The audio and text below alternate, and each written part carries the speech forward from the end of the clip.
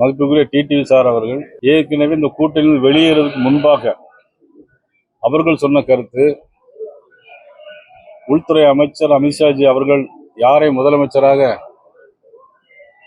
சொல்கிறாரோ நாங்கள் ஏற்றுக்கொள்வோம், நாங்கள் பிரச்சாரம் செய்வோம் அப்படின்னு சொல்லி சொன்னாங்க. அதுக்கு பிறகு கூட்டணியிலிருந்து வெளியேறிட்டாங்க.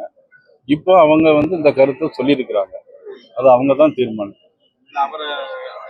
விமர்சிக்க ஆரம்பிச்சிட்டாரு. இல்ல அதாவது வெற்றி பதிலடி கொடுப்பீங்களா? பாஜக நாங்க அடியெல்லாம் கொடுக்க மாட்டோம். இல்ல அவரு தோல்வி அடைவாங்கன்னு சொல்லிட்டாரு, அதனால கேக்குறேன் சார். ஏன்னா நீங்க பேசிட்டு இருந்தீங்க, அவரு ஓபனாவே பேச ஆரம்பிச்சாரு. இல்ல அதை தீர்மானிக்க வேண்டியது நீங்களோ நானோ அல்ல. தேர்தலுக்குன்னு 8 மாசம் இருக்கு.